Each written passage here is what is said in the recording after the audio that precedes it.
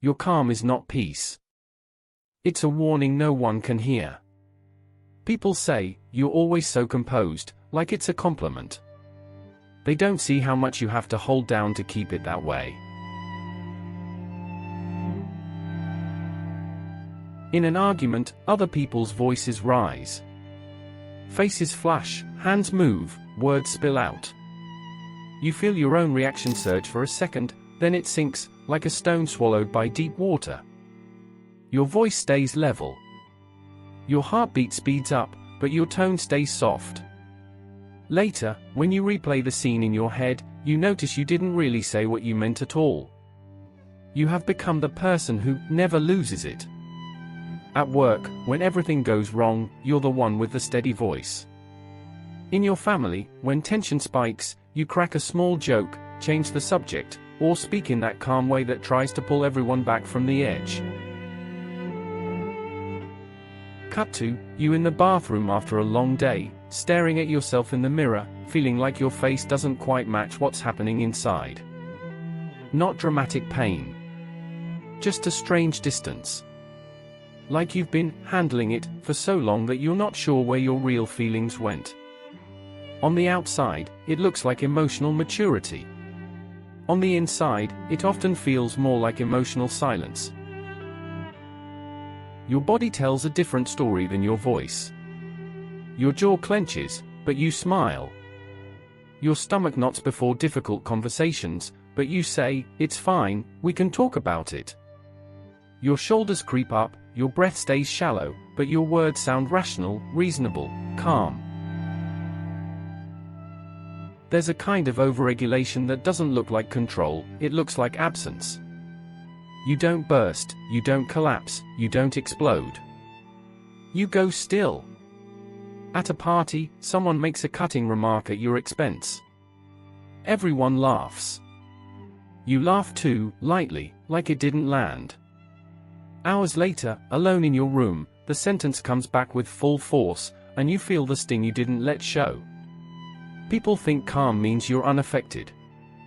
They don't see that your calm is often a lid pressed down tight over everything that might be too much for the room.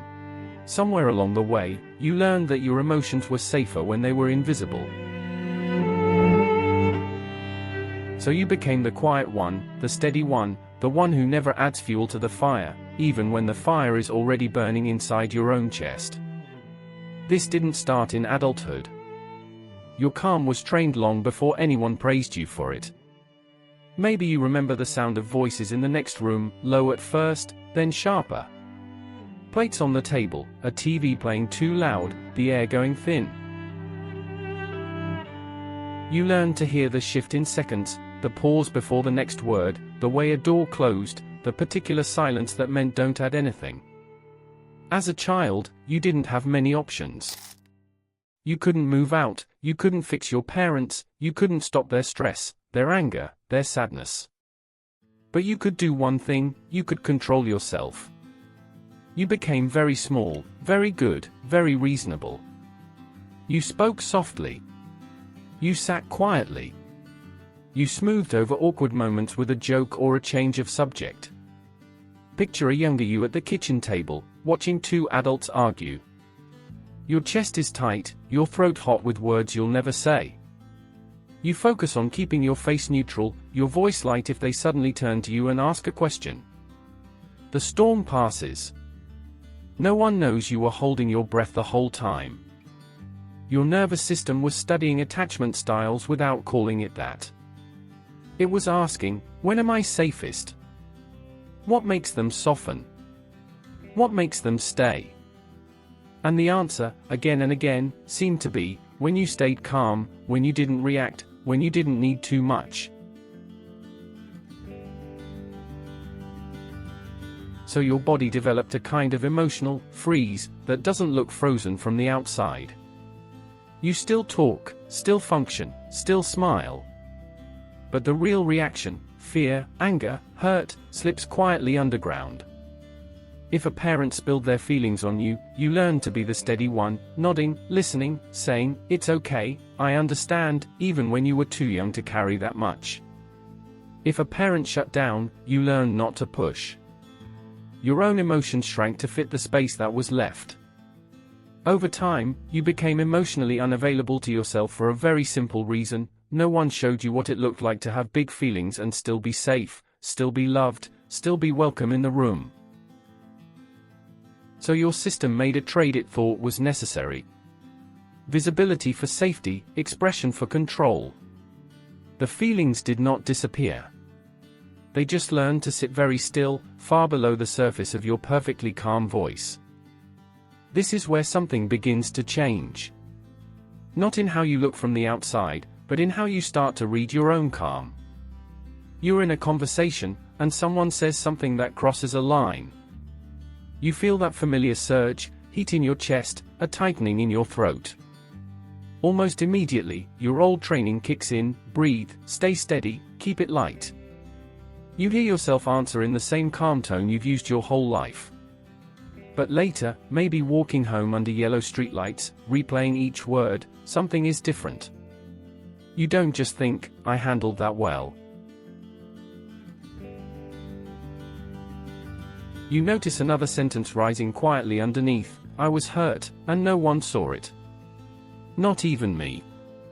It's a small shift, but it matters. Because your calm stops being the full story and becomes something you're curious about.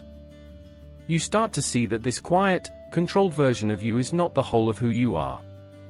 It's a part, the protector, the one who learned long ago that staying composed kept you connected, kept you safe.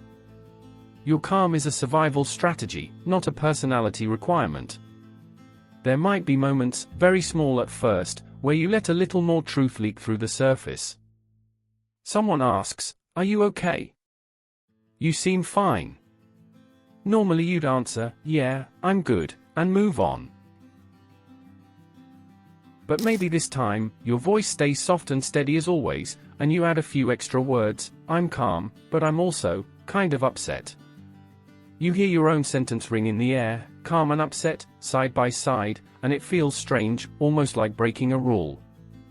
Your heart beats faster.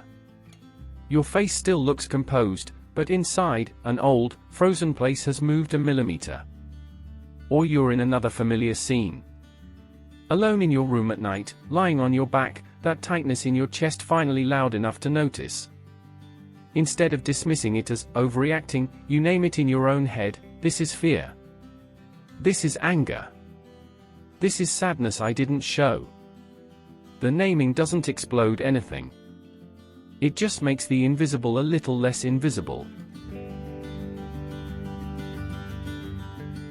You don't need to become loud, dramatic, or explosive.